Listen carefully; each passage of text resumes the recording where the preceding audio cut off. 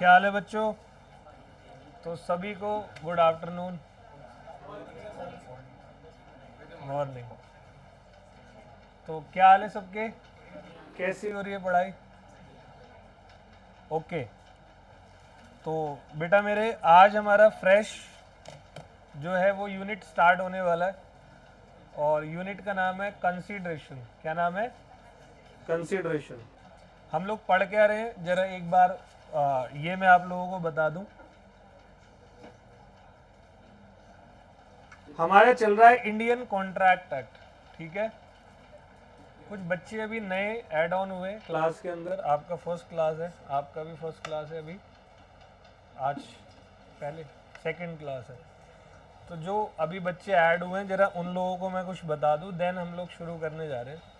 Syllabus हमारा law का चल रहा है और लॉ के अंदर एक बहुत अच्छा और बहुत इम्पॉर्टेंट टॉपिक है बिजनेस लॉ। जो आपका सिलेबस है उसमें सबसे इम्पॉर्टेंट टॉपिक, सबसे बड़ा टॉपिक, सबसे बड़ा चैप्टर जिसका नाम है इंडियन कॉन्ट्रैक्ट एक्ट, ठीक है।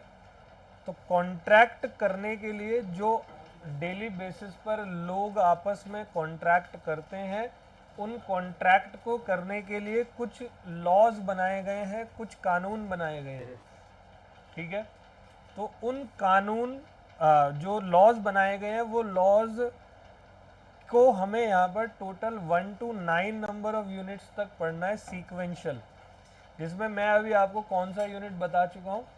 यूनिट नंबर 1 हम लोगों ने प्रॉपरली कर लिया है और जो बच्चे बाद में ज्वाइन हुए हैं उनको पर्सनल लेवल पर बैकअप प्रॉपरली हम देंगे, फेस टू फेस सामने बैठकर। थोड़ा सा कुछ दिन में और बच्चे ऐड ऑन हो जाएंगे तो एक साथ हम लोग स्टार्ट करेंगे, ठीक है। तो और किसी भी बच्चे को जो आज की क्लास में आया है, पहले क्लास नहीं ली है, कोई प्रॉब्लम नहीं आएगी, इवन 0.1% भी प्रॉब्लम नहीं आएगी, पूरी क्लास समझ में आएगी, ठीक है। तो मैं अब बताने जा रहा हूँ हमारा unit number 2 Indian contract act का। यूनिट का नाम है कंसीडरेशन। बेस बहुत ध्यान से समझना, ठीक है, कंसीडरेशन का। अच्छा ये ऑन करो ना इसको, कोई बोल भी नहीं रहा। टीवी ऑन करना भाई, आता है क्या? उसको दे दो, वो कर लेगा।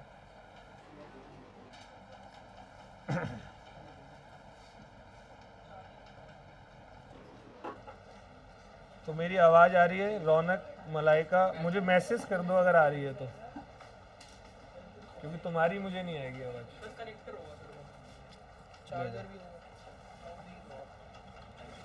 ले बेटे। ओके रौनक, मेरे को आंसर मिल गया, ठीक है।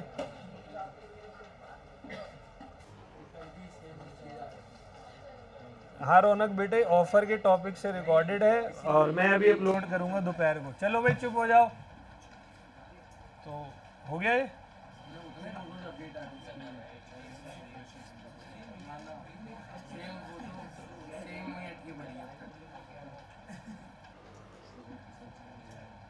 बंद किया क्या तुमने?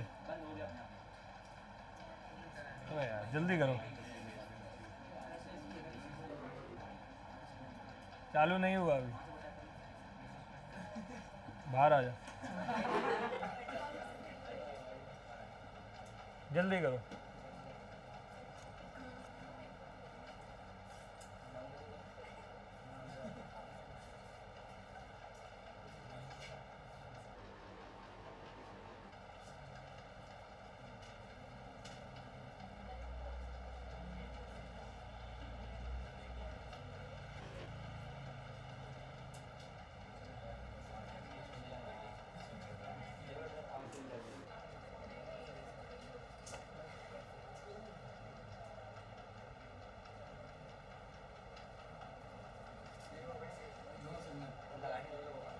Okay let's start. तो अब मेरी क्लास शुरू होने जा रही है, सब लोग क्लास के अंदर आ जाएं। तो यूनिट नंबर 2 जिसका नाम है क्या? कंसीडरेशन। ऑल वेल, बहुत ही इंपॉर्टेंट यूनिट है, बेस बहुत अच्छे से समझना। बेटा मेरे, अभी हम लोगों ने पिछली जो इंडियन कॉन्ट्रैक्ट एक्ट की क्लासेस करी हैं, उन क्लासेस के अंदर मैंने आप लोगों को सबसे पहला तो एक बहुत ही इम्पॉर्टेंट सा पॉइंट मैंने ये बताया कि कोई भी कॉन्ट्रैक्ट जो है वो बनता कैसे है। तो मैंने आपको सिंपल बताया कि कोई भी कॉन्ट्रैक्ट बनाने के लिए पार्टी को सबसे पहले क्या बनाना पड़ता है, आपस में एग्रीमेंट बनाना पड़ता है। और पार्टी जो भी आपस में एग्रीमेंट बना रही है वो एग्रीमेंट कॉन्ट्रैक्ट तभी माना जाएगा जब उस एग्रीमेंट पर पार्टी लीगल हेल्प ले सकती है, मतलब वो एग्रीमेंट एनफोर्सेबल बाय लॉ होना बहुत जरूरी है। एनफोर्सेबल बाय लॉ, एनफोर्सेबल शब्द का मतलब होता है लीगल हेल्प जो है वो आप ले सकते हो। ऐसे अग्रीमेंट जिन पर आप लीगल हेल्प ले सको कोर्ट में जाकर, वही एग्रीमेंट क्या होते हैं, कॉन्ट्रैक्ट होते हैं। ये हम पिछली क्लास में पढ़कर आए। फिर मैंने आपको समझाया था लास्ट क्लासेस में कि ये एग्रीमेंट को आप किस तरीके से बनाते हो, ये एग्रीमेंट को आप कैसे बनाते हो। तो मेरे दोस्त, एग्रीमेंट को बनाने के लिए आपको दो और अलग एलिमेंट की ज़रूरत है। सबसे पहले तो आपको एग्रीमेंट बनाने के लिए क्या देना पड़ता है, ऑफर, और बाद में उसी ऑफर की आपको क्या मिलेगी sir, acceptance. Offer plus acceptance. मैं कोई भी कॉन्ट्रैक्ट तुमसे बनाऊंगा तो सबसे पहला इनिशिएशन जो होगा वो ऑफर से होगा। इसीलिए ऑफर का सेक्शन भी देखना, सेक्शन नंबर 2 क्लॉज ए है। ए ऑफर से ही शुरू किया उन्होंने डेफिनेशन को। ऑल वेल, तो मैंने आपको ऑफर का मतलब बताया कि जब भी कोई एक व्यक्ति अपना विलिंगनेस देता है, अपनी विलिंगनेस एक्सप्रेस करता है, जैसे मैं अपना ये ऑडियो माइक आपको बेचना चाहता हूँ, तो मैं आपको बोलूँगा कि भाई मैं ये ऑडियो माइक 2000 रुपये में आपको बेचना चाहता हूँ, क्या आप इसको खरीदोगे? तो आप अपना आंसर दोगे। आंसर या तो यस में दोगे या तो नो में दोगे। अगर आपने आंसर नो में दिया तो इसी इंडियन कॉन्ट्रैक्ट एक्ट का सबसे last topic, lapse of offer, मेरे द्वारा दिया गया ऑफर क्या हो गया, लैप्स हो गया। लैप्स मतलब कैंसिल, खत्म। लेकिन आपने वही एक्सेप्टेंस पॉजिटिव रिप्लाई में दे दिया, मतलब हाँ, तो फिर हम दोनों के बीच में बन गया क्या, एग्रीमेंट। आपने मुझे 2000 रुपये दिए, मैंने ये ऑडियो माइक आपको दे दिया। कल को वो 2000 रुपये में बैंक में डिपॉजिट करने गया और 500-500 के 4 नोट, और 4 के 4 नोट जो थे वो नकली थे, ठीक है। या मैंने जो ऑडियो माइक आपको दिया वो ऑडियो माइक का यूज आपने किया, लेकिन वो चाइना का लोकल 20 रुपये वाला माल था, खराब था, चला ही नहीं वो। अब आपको गुस्सा आया, भाई आपने तो 2000 रुपये की पेमेंट की है, तो आप मेरे पास आए, निकल बिका हुआ माल देख, लिखा हुआ वापस नहीं होता। यार ये क्या बात है, तुम अपने आप को ठगा सा महसूस करोगे या नहीं? पहले तो मुझे इंसिस्ट करोगे, 2-3-4 बार कोशिश करोगे कि मैं तुम्हारे 2000 रुपये या कोई नया माइक आपको दे दूँ। फिर भी अगर मैं आपकी बात नहीं सुन रहा हूँ तो आपके पास अधिकार है, क्योंकि आपने एग्रीमेंट बनाया था और उस एग्रीमेंट पर आप क्या ले सकते हो, लीगल हेल्प ले सकते हो। ले सकते हो या नहीं? और वो चीज़ क्या मानी जाती है, कॉन्ट्रैक्ट। ऑल वेल, तो जेन्युइन एग्रीमेंट बनाना, तो माइक बेचना और खरीदना जेन्युइन है या नहीं है? मैं आपको पढ़ा रहा हूँ, आप पढ़ रहे हो, जेन्युइन है या नहीं है? मैं आपको बॉम्ब बनाना सिखा रहा हूँ, जेन्युइन है या नहीं है? नहीं है। समझ में आ गई बात? अब इसी मेरे एग्रीमेंट के अंदर जो मैंने आपके साथ बनाया है, यहां मैंने आपसे क्या बोला, तो मैं दीपक पाठक डीपी अपना ये ऑडियो माइक आपको बेचना चाहता हूं। किसी को भी आप में से, बेटा तेरा नाम क्या है? आर्यन। तो मैं आर्यन को ये ऑडियो माइक बेचना चाहता हूं, तो डीपी ने आर्यन को सबसे पहले ऑडियो माइक बेचने का क्या दिया, आर्यन ने हाँ बोला, ठीक है, पॉजिटिव रिप्लाई किया, मतलब एक्सेप्टेंस दे दी। तेरा और मेरा क्या बन गया, एग्रीमेंट। आर्यन भाई तूने मेरे को क्या करा, तूने मेरे को 2000 रुपए दिए और मैंने तुझे क्या दे दिया, क्या तुझे कुछ मिला, क्या मिला, माइक, और मुझे क्या मिला, this is consideration. Consideration means something in return.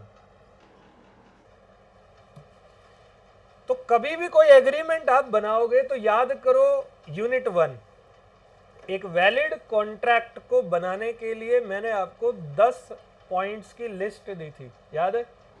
List में पॉइंट नंबर 4, आपका कोई भी कॉन्ट्रैक्ट वैलिड तभी माना जाएगा जब उस कॉन्ट्रैक्ट के अंदर कंसीडरेशन नाम का एलिमेंट होना बहुत जरूरी है।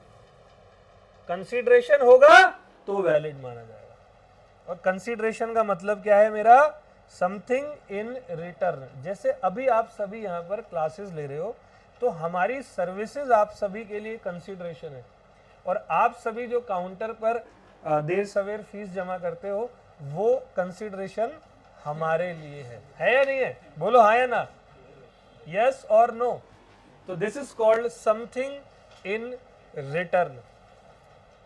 अब हम इसी कंसीडरेशन पर चर्चा करेंगे। All well. अच्छा एक बात बताओ, ये ऑडियो माइक जो मैं आपको बेचूंगा इसकी कीमत किसकी डिजायर के अकॉर्डिंग होनी चाहिए? तुम्हारी? तो तुम तो 11 रुपए देके निकल लोगे। शगुन है, रख लो। बोलो जी।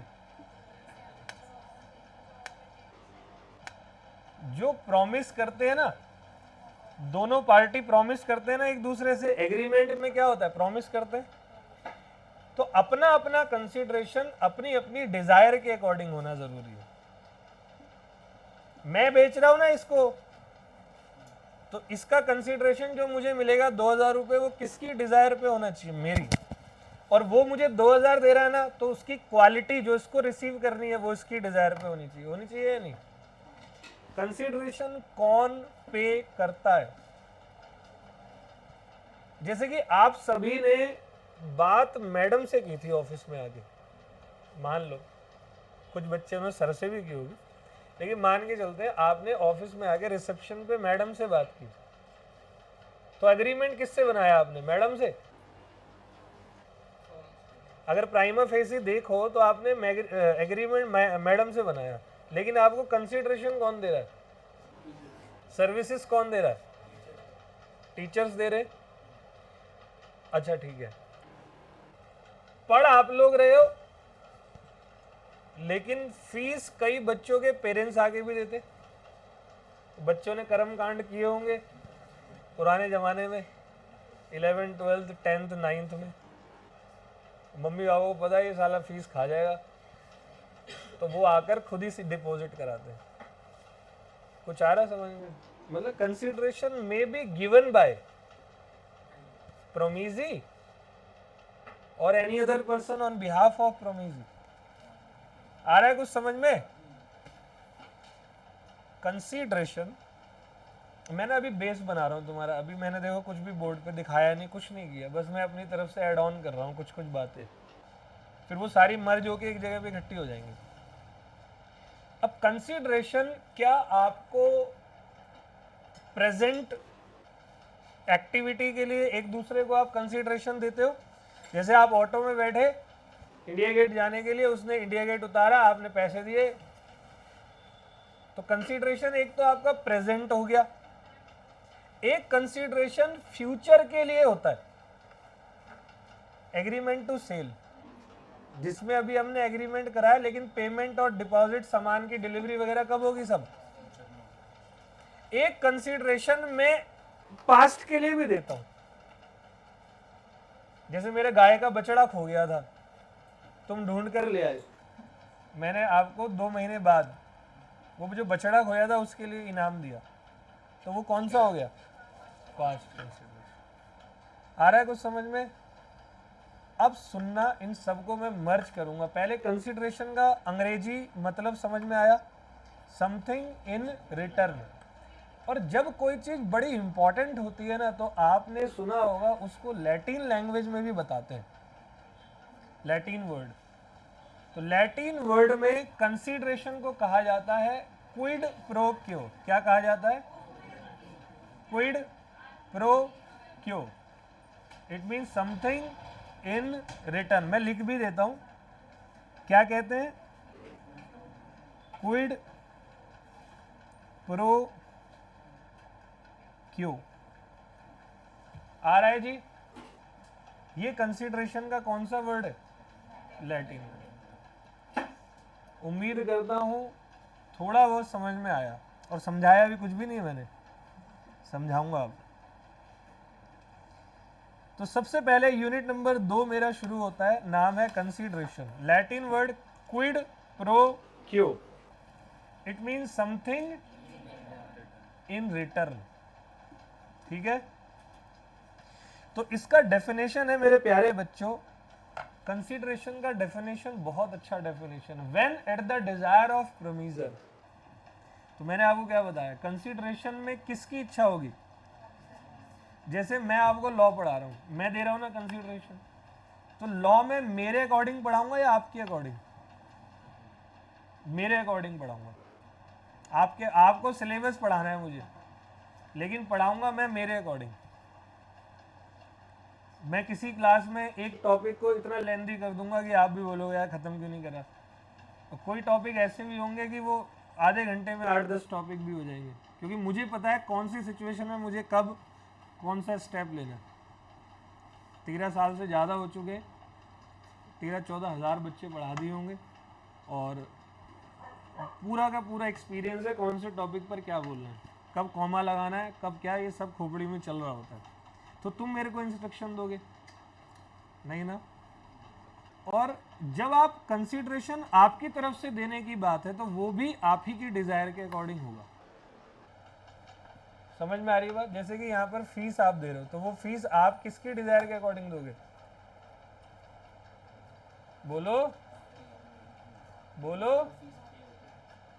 जैसे मैं आपको कार बेच रहा हूं, तो कार की क्वालिटी किसके अकॉर्डिंग होगी?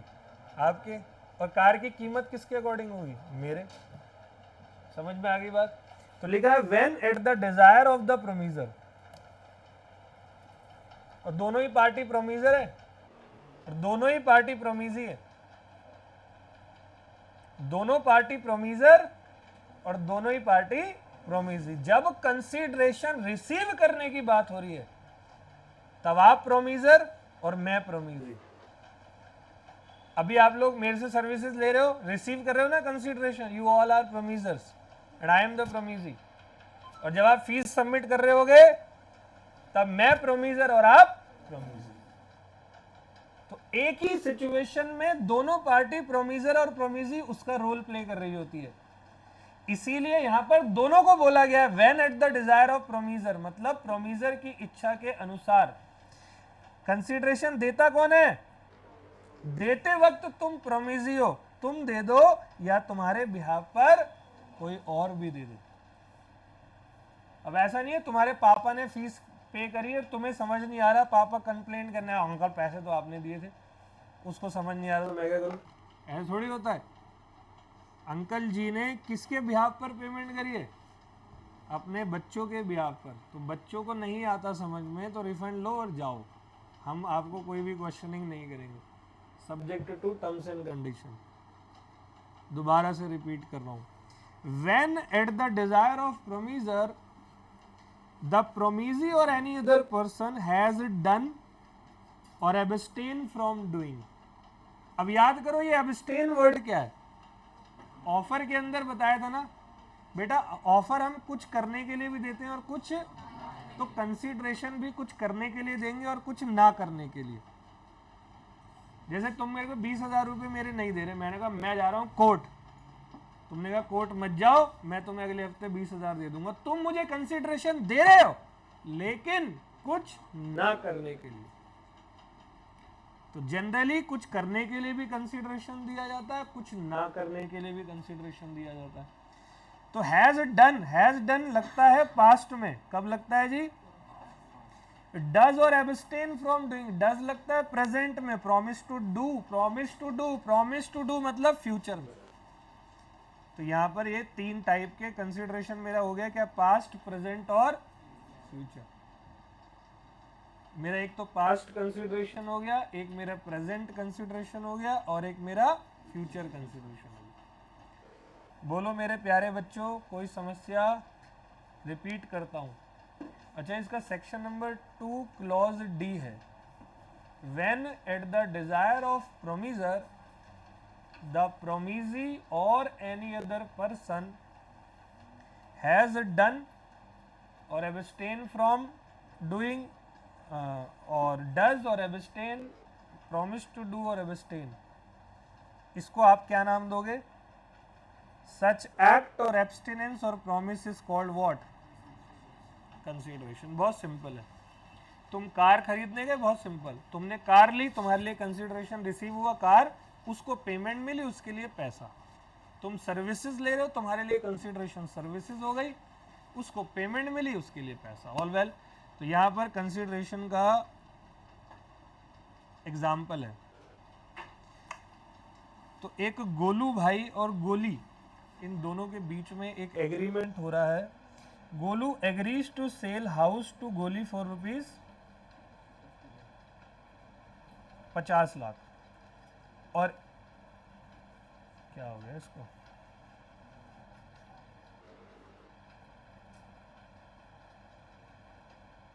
ठीक है.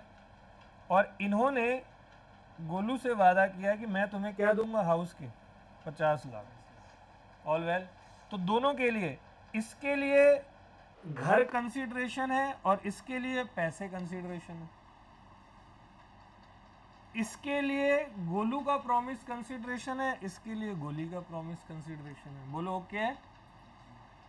तो अब कंसीडरेशन के हम करेंगे क्या? रूल्स. आप यकीन मानो इतने इंपॉर्टेंट रूल है, बहुत ज्यादा रूल्स अबाउट कंसीडरेशन.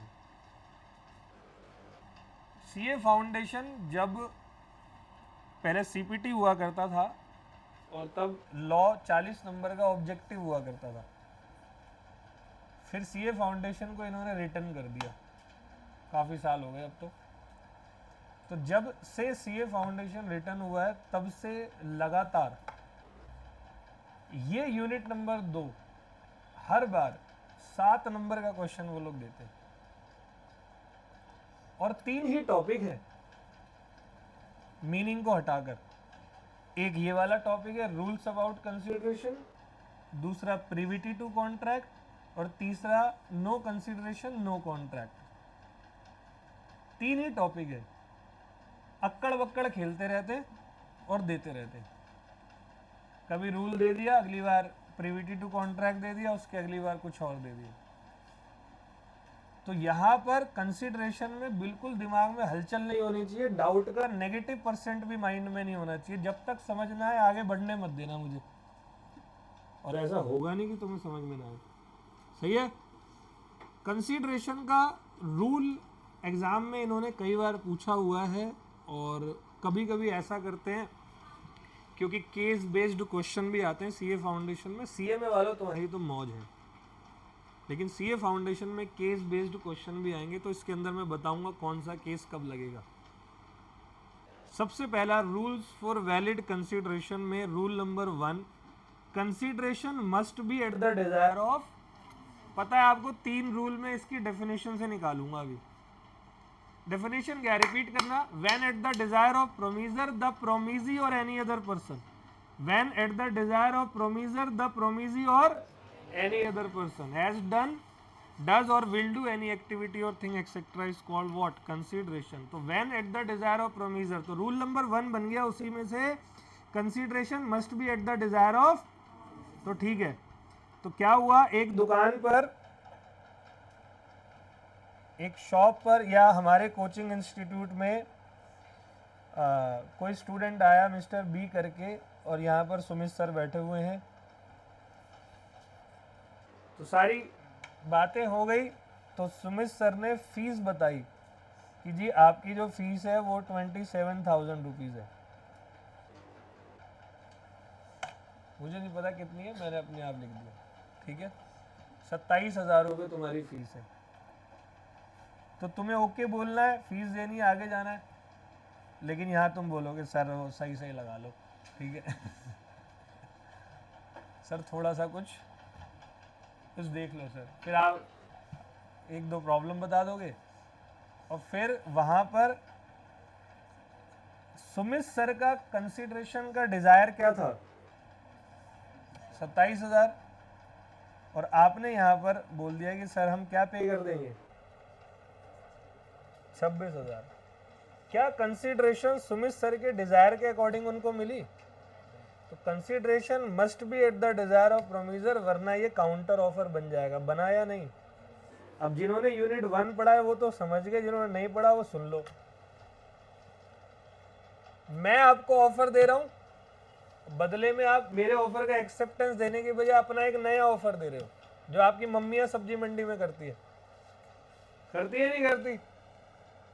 100 रुपए किलो आम बोले, मम्मी ने कहा सही सही लगा लो 40 रुपए किलो। उसने एक आम निकाला, ऐसे कर दिया, भाग यहाँ से। मम्मी बड़ी बेइज्जती करवा दी, मैं तो भाग जाता हूँ। मैं तो बोलता हूँ मैं कुली हूँ, देखो थैला लेके खड़ा हूँ, ये मैं नहीं जानता इस औरत को, देख ले अपने आप। ठीक है, तो भाई ये जो सेकंड ऑफर आया ना, इस सेकंड ऑफर को आप क्या नाम दोगे? Counter offer.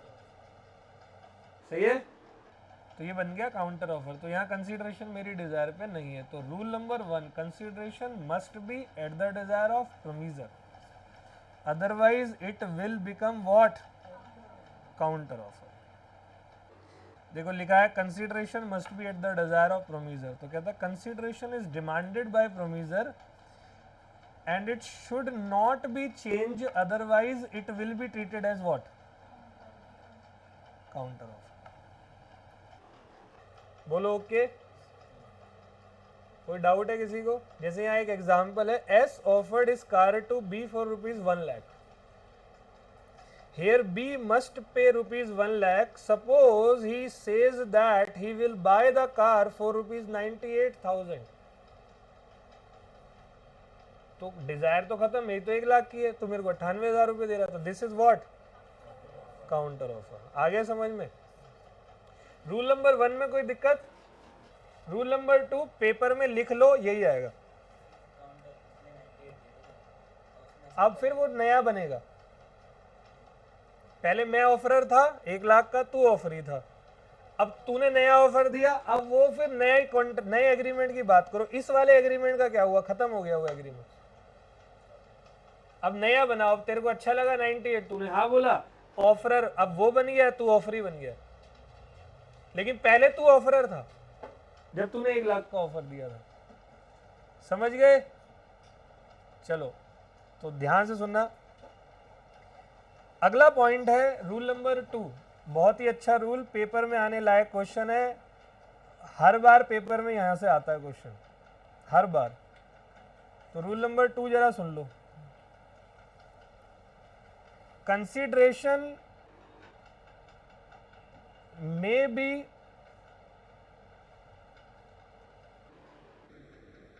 given by promisee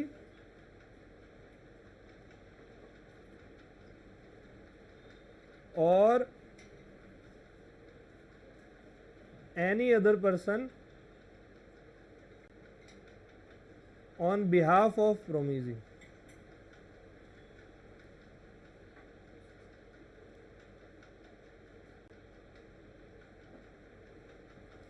Consideration may be given by promisee or any other person on behalf of promisee. promisee भी दे सकता है, कोई और पर्सन promisee के बिहाफ पर कंसीडरेशन दे सकता है। एग्जाम्पल सुनना, एक केस आया था बहुत बढ़िया, वो केस के बिहाफ पर मैं आपको ये पूरा का पूरा टॉपिक समझाऊंगा। जनरल बात तो ये है कि आप मेरे से सर्विसेज ले रहे हो, लेकिन आपके ब्याह पर कंसिडरेशन मुझे आपके फादर ने दे दिया, चलेगा, वैलिड है, कोई दिक्कत नहीं। समझ गए? एक केस आया था, केस का नाम था Chennaiah versus Ramaiah. Chennaiah versus Ramaiah south का केस था, नाम से पता लग भी रहा होगा। हाँ जी बेटे, क्या हो गया? तो सुनना जरा।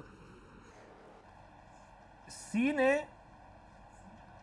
आर के खिलाफ केस किया। सी ने क्या किया? आर के खिलाफ केस फाइल किया। चेन्नैया ने रमैया के खिलाफ केस फाइल किया।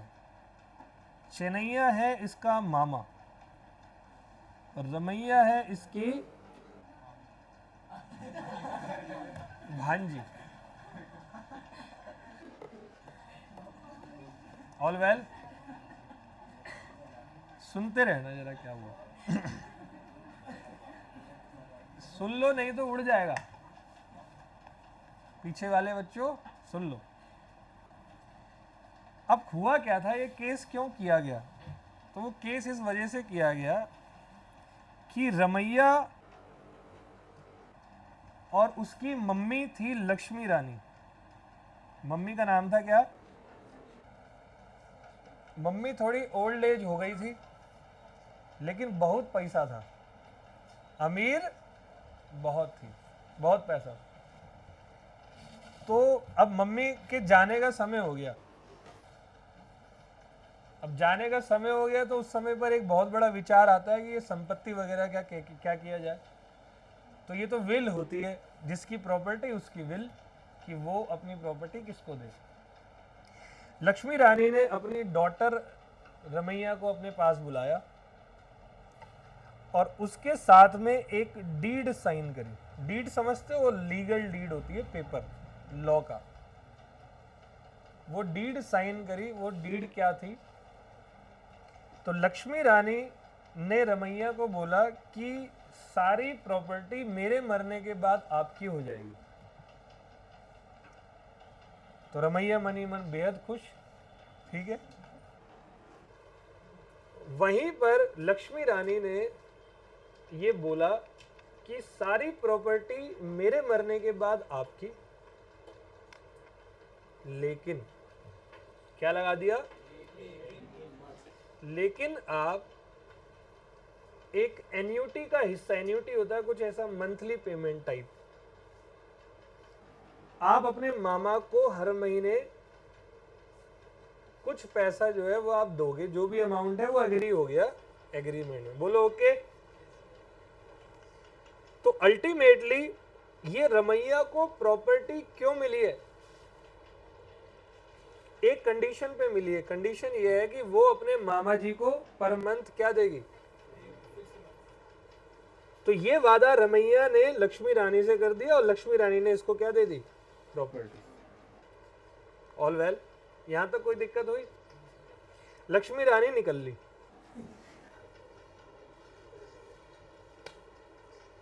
अब जब वो निकल गई तो मामा जी वेट कर रहा है, बैंक अकाउंट देख रहा है, तो बैंक अकाउंट में कोई मैसेज ही नहीं आ रहा। Your account has not been credited. क्या बेटे? कहाँ है माइनर? कोई भी बच्ची है तो वो माइनर थोड़ी होती। बच्ची कभी मेजर नहीं होते हैं भाई। माइनर सोच के बंदे, क्या बच्चे मेजर नहीं होते? मैंने बोला रमैया की उम्र क्या है। रमैया बिल्कुल बढ़िया, मतलब मेजर एज की लड़की थी। मैंने YouTube पे इसका एक वीडियो डाला हुआ है, तो वहां इस लड़की की तुम फोटो भी देख सकते हो मेरे चैनल पे जाके। चेन्नैया वर्सेस रमैया डालोगे आ जाएगा। अभी मत डालो, बाद में डालो। तो वहां लड़की की फोटो डाल रखी है, देख लियो। दीपिका पादुकोण से कम नहीं लगेगी। एनिमेटेड फोटो है मेरी, ठीक है?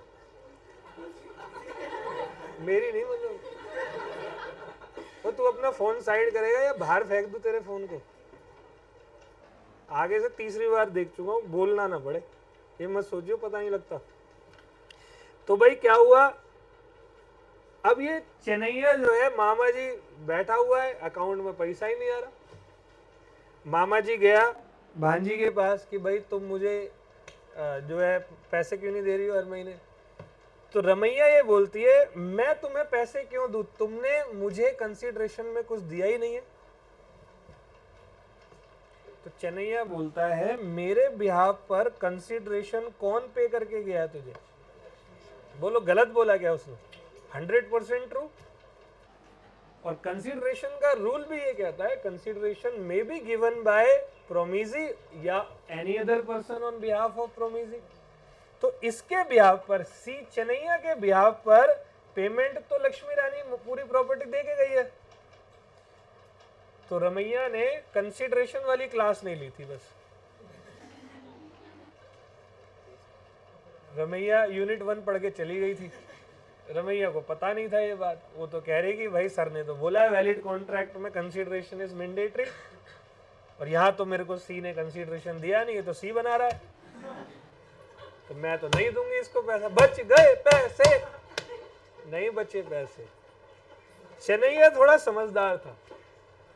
चन्नैया पहुंचा कोर्ट, कोर्ट में जज साहब के सामने चन्नैया ने अपनी बात रखी, तो जज ने अनाउंसमेंट दी कि रूल्स अबाउट कंसिडरेशन का रूल नंबर 2 ये कहता है कि consideration may be given by promisee or any other person on behalf of promisee.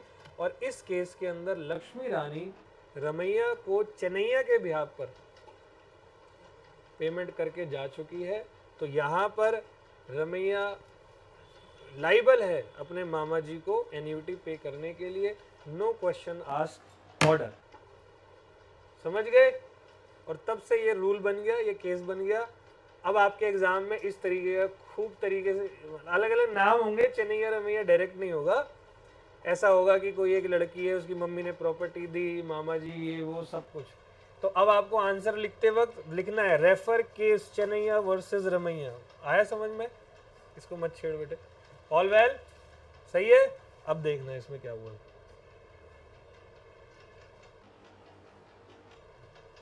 तो consideration may be given by promisee himself or through an agent that is stranger or third party. Example, Ram sold his car to Shyam for rupees 1,20,000. Now either Shyam, that is Promisi, or any other person on behalf of Shyam, say Kamal, can pay give consideration. और यहाँ देखो मैंने case का पूरा box बनाया हुआ है, Channaiah versus Ramaiah as it is वही है जो मैंने अभी आपको बताया है। दो रूल समझ में आ गए? रिपीट करते हैं। रूल नंबर 1, पहला कंसिडरेशन का मीनिंग क्या है? मीनिंग कहता है कंसिडरेशन का when at the desire of promisor the promisee or any other person has done, does, will do any activity or thing etcetera is called consideration. Abstain वाला जोड़ लेना इसके अंदर। रूल क्या है? Rule number 1, consideration must be at the desire of what? Promisor. Rule number 2, consideration may be given by promisee or any other person on behalf of. Rule number 3, consideration may B past, present और future. क्या बेटे? ये जो कहानी बताई है ना, इसी कहानी पे क्वेश्चन आ जाएगा। सेम कहानी लिखी होगी, वो बताऊंगा ना, अभी लिखना भी बताऊंगा। वैसे एक क्लास मैंने आप लोगों को लिखने की दी है, अभी और थोड़े समय के अंदर प्रॉपर राइटिंग प्रैक्टिस तुम लोगों की करवाऊंगा क्लास के अंदर। सही है? थोड़ा सा टाइम अभी लगेगा, हल्का सा। तुम्हारे एग्जाम कब है? सितंबर में। और अभी कमिंग जून में इन बच्चों के एक बार पेपर हो जाए एंड देन आप लोगों का काम चालू करेंगे। लेकिन तब तक तुम अपने घर में अपनी प्रैक्टिस जारी रखो। ये सब कुछ मैं आप लोगों को पढ़ा चुका हूँ कि कैसे राइट करना है पेपर, कैसा क्वेश्चन राइट करना है। नहीं तो मैं दोबारा रिपीट करूँगा और बहुत अच्छे से रिपीट करूँगा, दोबारा से समझाऊँगा। किसी बच्चे को कोई कभी भी डाउट नहीं रहेगा, मैं बार बार एक्सप्लेन करता रहूँगा। ठीक है? अभी चिंता इस बात की करो कि ये सब कुछ आपको याद कैसे रखना है। तो क्वेश्चन इसी तरीके से आएगा, एक केस बेस्ड क्वेश्चन होगा। बहुत सारे क्वेश्चन डायरेक्टली भी पूछे जाएंगे आपसे, मतलब मिक्स एग्जाम आएगा आपका सीए फाउंडेशन। कुछ क्वेश्चन केस स्टडी बेस्ड होंगे, कुछ डायरेक्ट क्वेश्चन होंगे। ऑल वेल, चलो अब rule number 3, consideration may be of 3 types, that is past, present और फ्यूचर। कंसिडरेशन एक तो पास्ट कंसिडरेशन होता है, एक प्रेजेंट कंसिडरेशन होता है और एक फ्यूचर कंसिडरेशन होता है। आपकी नॉलेज के लिए एक बात बता दूं, इंग्लैंड में पास्ट कंसिडरेशन नाम की कोई चीज नहीं होती। तो तुम बोलो हमें क्या मतलब? तो बेटा मैं एक बात बताऊं, हमारा जो लॉ है वो प्रॉपरली कॉपी पेस्टेड है। कहां से? या आप ऐसा बोल लो, English law as it is वही है जो इंडियन लॉ है। समझ में आ गई बात? इसलिए कभी भी देखना कोई एलएलबी वगैरह करने जाता है ना, तो वो इंग्लैंड जाता है। क्योंकि वहाँ के और यहाँ के भारत के लॉ में कोई बहुत ज़्यादा डिफरेंस। और ये कॉन्ट्रैक्ट एक्ट कब आया? हम किसके गुलाम थे? देखो, मन के गुलाम तो आज भी है, लेकिन वैसे पूछ रहा हूँ उस टाइम पे हम किसके गुलाम थे? अंग्रेजों के, है ना? तो फिर पास्ट कंसिडरेशन नाम की कोई चीज इंग्लैंड में नहीं होती बट भारत में होती है। भारत में तीनों है, इसीलिए डेफिनेशन में भी है has done, does or will do, तीनों चीजें। ऑल वेल, अब तीनों को समझाऊंगा। Consideration may be of 3 type, that is past, present and future. Present तो बहुत सिंपल है। देखो, सेलर ने गुड्स डिलीवर्ड किया, बायर ने कैश दे दिया। बी पॉइंट देखना, past. A request B to search out his lost cow. गाय खो गई ए की, उसने बी को रिक्वेस्ट की, यार मेरी गाय ढूंढ दे। B search out and deliver the cow to A. Thereafter, बाद में, ए promises to pay rupees 500 as a reward. Here the effort to B at the request of A constitute a what? Past consideration for the promise by A to B for rupees 500. अब एक बात बताओ, जब मैंने तुम्हें गाय खोजने के लिए भेजा, क्या तब तुमसे कोई कॉन्ट्रैक्ट बनाया था? तुम तो गाय ले आए मेरी सही सलामत, मैं थोड़ा सा खुश हुआ, खुशी में मैंने आपको अनाउंस कर दिया दैट कि मैं आपको क्या दूंगा। तो मेरी तरफ से कंसिडरेशन 500 रुपए, तुम्हारी तरफ से, हाँ जी, कुछ भी नहीं है, क्योंकि उस समय कोई एग्रीमेंट बनाया था क्या? कोई एग्रीमेंट? लेकिन तुम्हारे को जो मैं कंसिडरेशन दे रहा हूं वो क्यों दे रहा हूं? जो तुम्हें रिसीव हो रहा है वो तुम्हारे द्वारा किए गए पास्ट एक्टिविटी के पॉइंट ऑफ व्यू से रिसीव हो रहा है, पास्ट कंसिडरेशन। सही है। फिर बात करता है फ्यूचर कंसिडरेशन की। फ्यूचर, तुझे 500 रुपए मैंने दिए, तो तुझे 500 रुपए क्यों मिले? क्यों मिले? पढ़ा नहीं अभी ऊपर क्या? अरे किस खुशी में दिए? तो तूने ये एक्टिविटी कब करी? उसी एक्टिविटी के लिए पैसे मिले ना, पास्ट में की गई, तो पास्ट कंसिडरेशन हो गया। सही है जी। अगला है मेरा फ्यूचर कंसिडरेशन। फ्यूचर मतलब, अब जैसे कि तेरा मेरा एग्रीमेंट हुआ, फ्यूचर तो बहुत आसान है। तेरा मेरा एग्रीमेंट हुआ, मैंने कहा माल मैं आपको 25 मई को जो है वो डिलीवर्ड कर दूंगा। माल मैं आपको कब डिलीवर्ड करूंगा? और तुमने क्या कहा? पेमेंट भी मैं।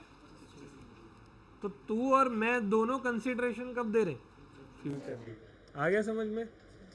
तो लिखा भी है, X promise to deliver to Y certain electric appliances as soon as he receive them from the wholesaler eight.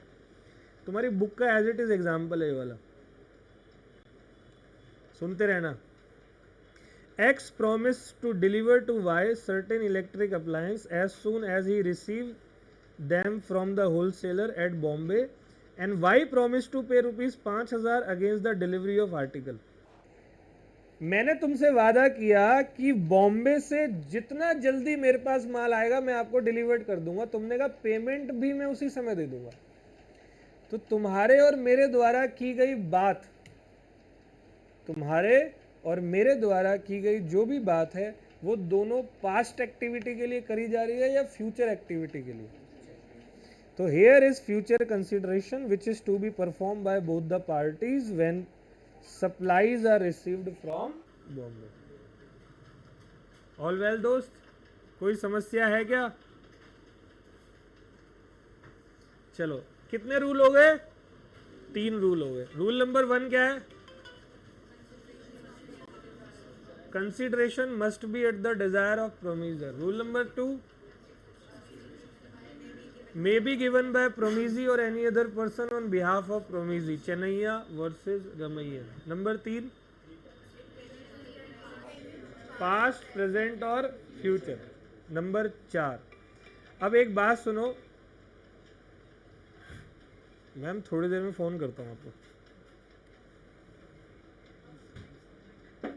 नहीं, मैं जरूर करूँगा, अभी क्लास चल रही है मेरी। ठीक है, हाँ जी। मैम 1 आवर में मैं कॉल बैक करता हूँ, ठीक है। आगे देखें, consideration must have some value which may be adequate और इनएडिकेट। कंसिडरेशन की कुछ ना कुछ वैल्यू होना बहुत ज़रूरी है। अब क्या हुआ कि ए ने बी को गुड्स दिया और बी ने ए को थैंक यू बोला, this is not a valid contract, this is what, this is एक तरीके का डोनेशन बोल दो।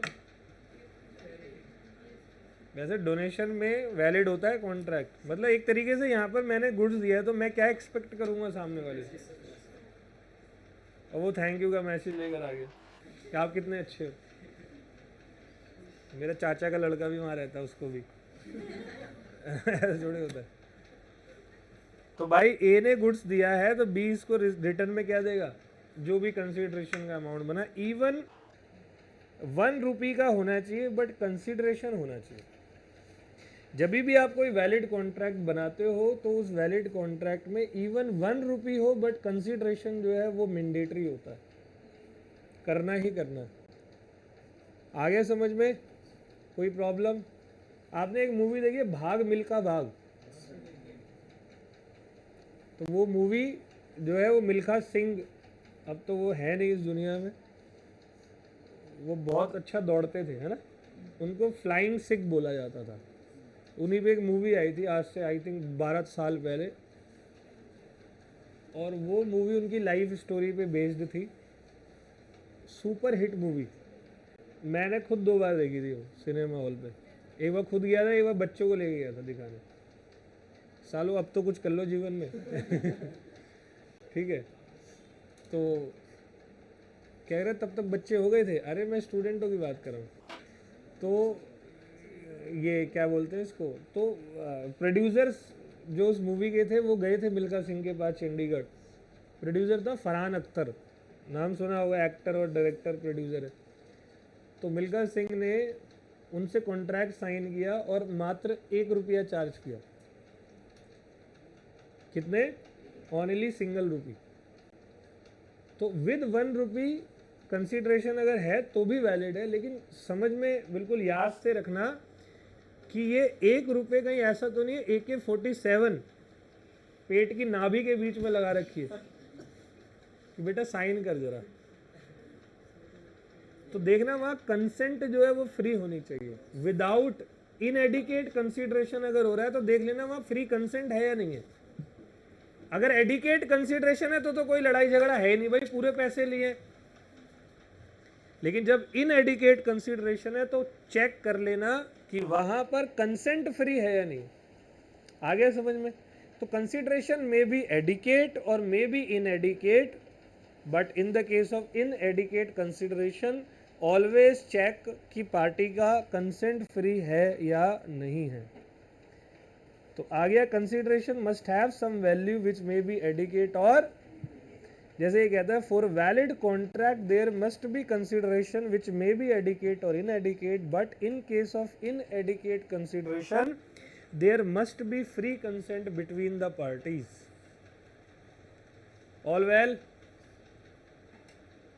And E point, consideration must be real and not illusory. जैसे तुम लोगों ने कभी कभी सुना होगा, जैसे मैं तेरे लिए चांद तारे तोड़ कर ले आऊँगा, सुना है कभी? मोहब्बत में तो बहुत होता है ये। और वहीं सामने वाली बोल दे पहले तो लेके आओ, अगली बात तभी होगी, तब तक नो रिप्लाई। बंदा भी कमीना था, वो किराने की दुकान में 1 रुपये वाला नहीं मिलता चांद सितारे, वो लेके पहुंच गया, ले बोला था ना। तो उसकी बात नहीं हो रही यहाँ पर, रियल कंसिडरेशन हो। चांद सितारे और सूरज बेटा फिल्मों में दिए जाते हैं, असली में यहाँ पर रियल कंसिडरेशन, कोई कंफ्यूजन नहीं होनी चाहिए, ठीक है? तो मैं बोलूँ तुम्हें 101 नंबर लाने पे मैकबुक प्रो, तो ना तो तुम्हारे 101 आ रहे, ना मेरी तरफ से मैकबुक आ रहा है ना। तो this is what, this is illusory illusory consideration है तो ये नहीं होना चाहिए। रूल क्या है, consideration must be real and not illusory. तो कंसिडरेशन मस्ट बी रियल और of some value in the eyes of law. It should not be physically impossible और इलीगल और इल्यूजरी। एग्जाम्पल है to make dead man alive, जिंदा बंदा हमें अलाख निरंजन, क्या हुआ बच्चा 51 लाख में 20 सही करके देगा, दिस इज नॉट डन, तो ये गलत हो जाएगा, ठीक है। तो इल्यूजरी नहीं करना। ऑल वेल, चलो ई के बाद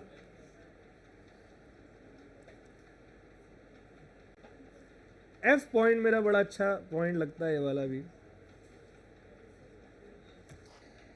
तो पहले ई तक का रिवीजन, ठीक है, वही मीनिंग से ही शुरू करेंगे। मीनिंग क्या है, when at the desire of promisor the promisee or any other person has done, does, will do any activity or thing etcetera is called consideration. Rule क्या है, number 1 consideration must be at the desire of promisor. Number 2, वरना वो counter offer बन जाएगा। Number 2, consideration may be given by promisee or any other person on behalf of promisee. तो case आया यहाँ पर Chinnaya versus Ramayya. Number 3, consideration में भी पास्ट, प्रेजेंट और फ्यूचर। इंग्लैंड में पास्ट कंसिडरेशन नहीं है। नंबर 4, कंसिडरेशन मस्ट बी नहीं, must have some value which may or may not be adequate, but in the case of inadequate consideration you have to check the free consent between the parties. Number 5, consideration आपका illusory नहीं होना चाहिए, real होना चाहिए, ठीक है। Number 6, ध्यान से सुनना, एक डेटर ने मुझसे पैसे लिए, मैं हूं क्रेडिटर और यहां पर एक बंदा बैठा हुआ है डेटर। तो डेटर को क्रेडिटर ने 20,000 का वो दिया उधार। तो डेटर ने क्रेडिटर से वादा भी किया होगा इस उधार को वापस देने का। तो क्या वादा किया है, 2 महीने में पैसा दे देंगे, ठीक है। तो 2 महीने में तेरा पैसा 10% ब्याज पे मान लो लिया है, तो 2 महीने में विद ब्याज तेरा पैसा मैं वापस दूंगा। यहां तक ओके है जी, कोई प्रॉब्लम? कोई प्रॉब्लम नहीं। 2 महीने बाद डेटर के पास क्रेडिटर जाता है, कहता ला पैसा दे, कहता भाई थोड़ा सा डिस्काउंट दे दे, डिस्काउंट दे दे, तेरा पैसा मैं दे दूंगा। क्या डेटर की एग्जिस्टिंग ऑब्लिगेशन नहीं है पूरा पैसा देने की, और वो अपनी एग्जिस्टिंग ऑब्लिगेशन पे दोबारा से कंसीडरेशन मांग रहा है। जैसे आप सभी ने जो है वो फीस डिपॉजिट कर दी है, तो तुमने ऑलरेडी कंसीडरेशन दे दिया है। अब मैं आपसे क्या कर रहा हूं, तुमसे डेली मैंने बुक कर दिया तुम सबको कि भाई तू पिज़्ज़ा पराठा लेकर आएगी अगली क्लास में, उसकी नेक्स्ट क्लास में भाई तुम तीनों मिलके श्री राम के छोले भटूरे और कोल्ड ड्रिंक लेकर आओगे। तुम तीनों को एक ड्यूटी दे दी, तो हर क्लास में मैं पहले से ही बता के चला जाता हूँ कि तुम्हें ये करना है, वो करना है, वो करना है। मेरी ऑलरेडी एग्जिस्टिंग ऑब्लिगेशन है ना पढ़ाना, क्योंकि तुम अपनी फी दे चुके हो, और मैं अपनी एग्जिस्टिंग ऑब्लिगेशन पे और नखरे दिखा रहा हूँ पढ़ाने के लिए। पिज़्ज़ा पराठा लाओगे तो पढ़ाऊंगा, वरना नहीं पढ़ाओ। ये क्या है, पागल है तू? समझ गए? एग्जिस्टिंग ऑब्लिगेशन पे कभी भी आप दोबारा कंसिडरेशन नहीं मांग सकते। तो सिंपली नो कंसिडरेशन, रिवॉर्ड और return can be demanded for such performance for which the person is what. Example, a debtor demand discount from creditor saying that he will pay the installment punctually। अरे तू पहले से ही liable है पैसे देने के लिए, और अब तू पंक्चुअलिटी दिखाने के लिए मुझसे और एडिशनल डिस्काउंट मांग रहा है। पागल है तू? जब हमारे कॉन्ट्रैक्ट की टर्म्स है कि तू 2 महीने में 20,000 का 10% ब्याज विद प्रिंसिपल मुझे वापस देगा, तो उतना ही वापस देगा। हाँ, अगर मैं अपनी इच्छा से माफ कर दूँ वो अलग मैटर है, लेकिन तू मेरे को दोबारा से एग्जिस्टिंग ऑब्लिगेशन पे कंसिडरेशन नहीं मांगेगा. The court held that debtor is already bound to pay the installment for which he can not ask for additional new consideration. कैसा लगा जी? 6 रूल, 6 के 6 okay. Consideration must be at the desire of promisor, वरना वो counter offer बन जाएगा. दूसरा, consideration may be given by promisee or any other person, Chinnaya versus Ramayya. Number 3, consideration may be past, present और future. Number 4, must have some value which may be adequate और inadequate. 5, consideration must be real and not. और 6, consideration can not be given for existing. बोलो okay. तो हमारे 2 topic अभी consideration के हुए हैं, एक मीनिंग हो गया और एक रूल हो गया. टॉपिक नंबर 3 बड़ा अच्छा टॉपिक है. टॉपिक का नाम है प्रीविटी टू कॉन्ट्रैक्ट. क्या नाम है? Privity to contract. बड़ा इंपॉर्टेंट टॉपिक है, इसमें तो और मजा आएगा आपको, खासकर इसके जब एक्सेप्शन आएंगे. तो ध्यान से सुनना, प्रीविटी टू कॉन्ट्रैक्ट नाम का टॉपिक क्या कहता है. पहले बताओ, क्या स्ट्रेंजर कंसिडरेशन दे सकता है? बोलो, अभी रूल नंबर 2 पढ़ा है ना. क्या स्ट्रेंजर कंसिडरेशन दे सकता है? लेकिन प्रीविटी टू कॉन्ट्रैक्ट का मतलब ये होता है कि स्ट्रेंजर, हमने माना कि स्ट्रेंजर कंसिडरेशन दे सकता है, लेकिन प्रीविटी टू कॉन्ट्रैक्ट ये कहता है कि स्ट्रेंजर कभी लीगल एक्शन नहीं ले सकता कॉन्ट्रैक्टिंग पार्टी पर. Stranger can not take legal action against contracting party. Yes, आप जैसे आपके फादर ने फी दी तो लीगल एक्शन आप लोगे, क्योंकि कॉन्ट्रैक्ट हमने आपसे किया. जिससे कॉन्ट्रैक्ट किया वही लीगल एक्शन लेगा, थर्ड पार्टी लीगल एक्शन नहीं लेगी. जनरल कॉन्सेप्ट है ये. और भाई लॉ पढ़ रहे हो, याद रखना, जनरल कंसेप्ट पढ़ते हो, एक्सेप्शन हमेशा होते हैं. अगर आप मुझसे जनरल कंसेप्ट पढ़ रहे हो तो एक्सेप्शन जरूर होंगे. आगे समझ. तो देखते हैं प्रीविटी टू कॉन्ट्रैक्ट में जनरल कंसेप्ट. और इसको कराने से पहले मैं आपको एक केस बताऊंगा. एक कंपनी थी, कंपनी का नाम था Dunlop rubber manufacturing company. All well, क्या नाम था? अपनी गुडविल थी इस कंपनी की, अच्छी गुडविल थी. तो डनलप रबर मैन्युफैक्चरिंग कंपनी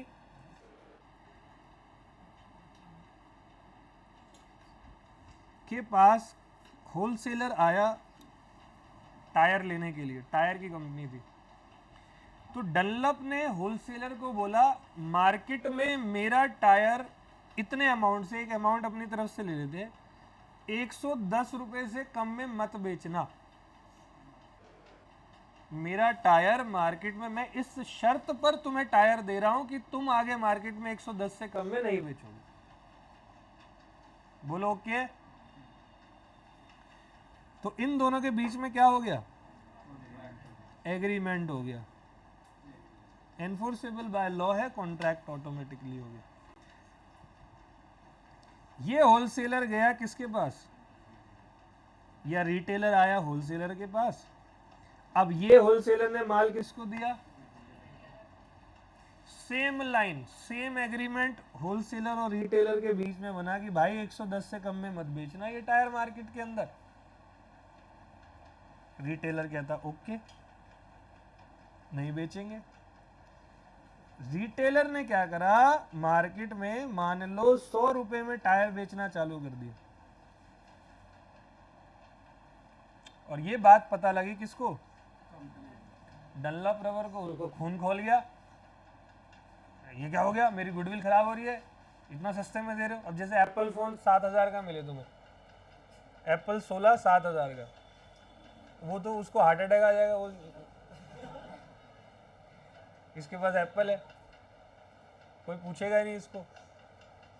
है भाई, सही बात है नहीं? तो 7,000 का एप्पल फ़ोन मिले तो एप्पल को बड़ा नुकसान होगा, उसकी गुडविल खराब, उसकी गुडविल ही उसकी महंगी कीमत का फ़ोन है। वैसे उस फ़ोन में है नहीं कुछ, एप्पल में है क्या कुछ? बेकार वही कहते हैं जिनके पास होता नहीं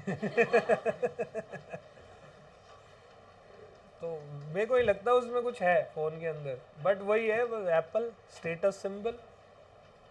सोचो जेन्युइन सेब 200 रुपए किलो, कटा हुआ साला 1 लाख का सोचा है तुमने कभी इस बारे में? कटा हुआ 1 लाख का सेब, देख रहे हो कहाँ कलयुग जा रहा है। चलो छोड़ो, हम आ जाते हैं यहाँ पे।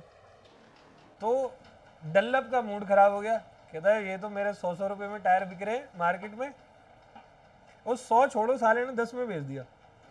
अब बताओ 100 में ज़्यादा खराब नहीं होगा, ले ये तो लौटेगा सांप की तरह जमीन पे, ये क्या हो रहा है मेरे टायरों के साथ में। इसको गुस्सा आ गया और डनलप गया रिटेलर के पास केस फाइल करने के लिए। कर सकता है क्या? क्यों नहीं कर सकता? रिटेलर का एग्रीमेंट तो होलसेलर के साथ था, तो डनलॉप बेटा तू कौन, थर्ड पार्टी, निकल यहां से, मेरा मन अब देख 9 में बिकेगा कल, समझिए।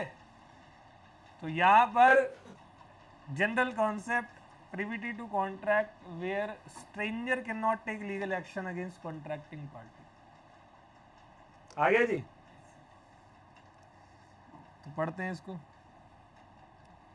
टॉपिक है privity to contract. It means a stranger can not file suit upon parties to contract even though he has given consideration. जैसे एग्जांपल है, Motu sold his car to John the Don for ₹1 lakh। हाँ मैं तुझे रोज देखता हूँ।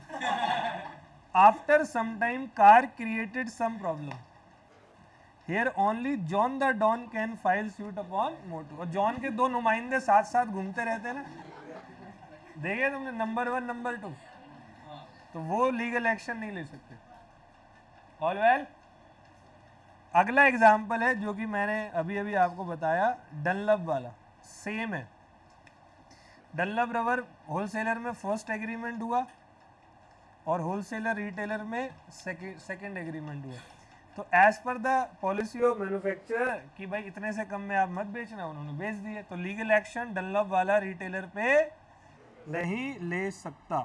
All well, लेकिन ये जनरल कॉन्सेप्ट है, general concept where stranger can not take legal action against contracting party. This is general concept. और जहां भी बात जनरल की होगी वहां आंसर में तुम्हें एक्सेप्शन जरूर मिलेंगे, और पेपर में एक्सेप्शन ही आते हैं। प्रिविटी टू कॉन्ट्रैक्ट के एक्सेप्शन टॉप कैटेगरी में है जो आपके एग्जाम में पूछे जाते हैं, दोनों सीए सीए में दोनों। सही है? तो आगे बढ़ता हूं। अब मैं आपको एक्सेप्शंस बताऊं। Exception means the situation where stranger can take legal action against contracting party. Stranger legal action ले सकता है, समझ गए? तो बताऊं एक्सेप्शन नंबर 1। नहीं समझा बेटे? ऐसे क्यों बोला? तो यस, समझ गए? तो ओके। अब मैं आपको एक एक्सेप्शन बता रहा हूं, ए पॉइंट अभी हो जाएगा, शायद बी भी हो जाए, देखेंगे समय के अकॉर्डिंग, बट ए पॉइंट मैं आपको बताता हूं। सबसे पहले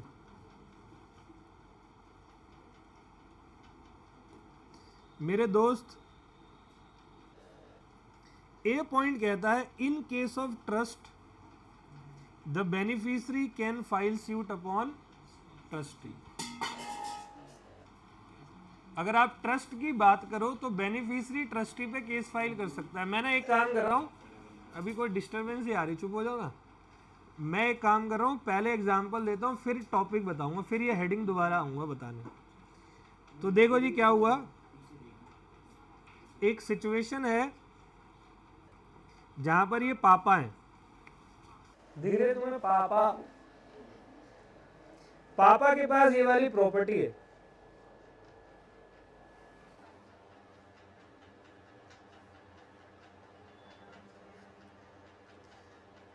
मान लो पापा की प्रॉपर्टी है 50 करोड़ रुपए की। देख रहे हो कितना शानदार घर बनाया मैंने, 50 करोड़ का। घर, बिजनेस, सब कुछ। पापा का एक बच्चा है, उम्र 15 साल, और पापा की जो वाइफ है, धर्मपत्नी जो है, वो किसी और के साथ जा चुकी है 2-3 साल पहले।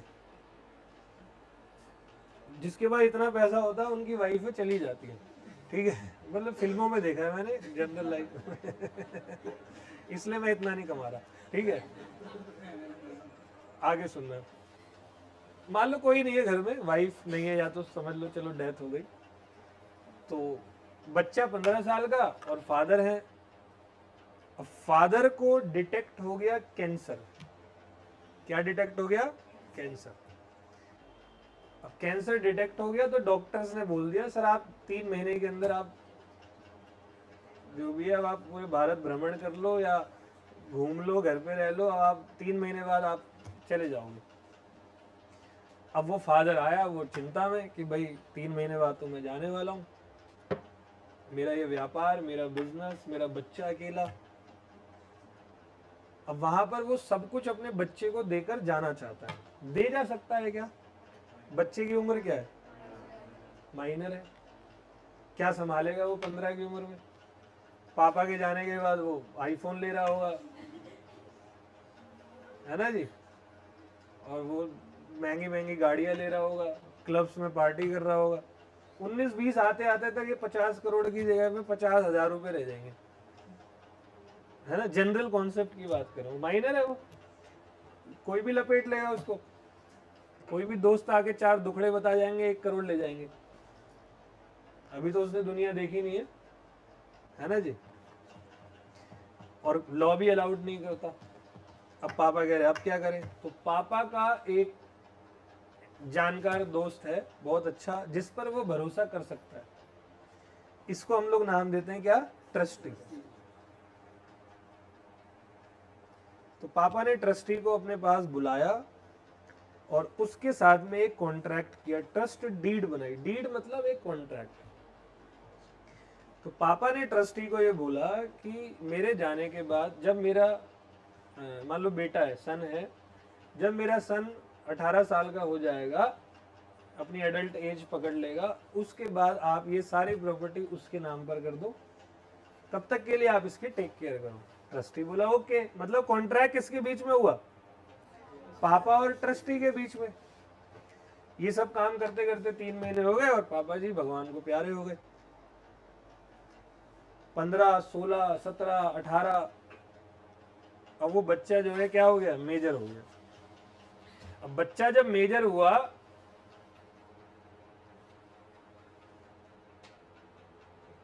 तो son attains majority and ask for house और बिजनेस, लेकिन ट्रस्टी ने डिनाई कर दिया।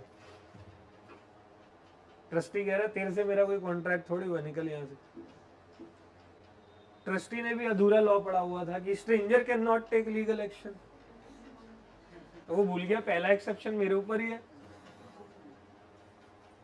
तो भाई ये सिचुएशन ही ऐसी है जहां पर कॉन्ट्रैक्ट बनाने वाला तो जीवित ही नहीं है, या वो इस कैपेबिलिटी में ही नहीं है कि वो तेरे ऊपर लीगल एक्शन ले। तो ऐसे में बेनिफिशियरी मतलब ट्रस्ट डीड जिसके बेनिफिट के लिए बनाई गई है वो लीगल एक्शन ले सकता है। तो here beneficiary can file suit against him even he was stranger to the contract. आ गया समझ में? इसकी हेडिंग पढ़ रहा हूं, ध्यान से सुनना। इन case of trust the beneficiary can file suit upon trustee. Trust के केस में बेनिफिशियरी ट्रस्टी के खिलाफ क्या कर सकता है? केस फाइल कर सकता है। आ गया समझ में? कोई प्रॉब्लम? ठीक है।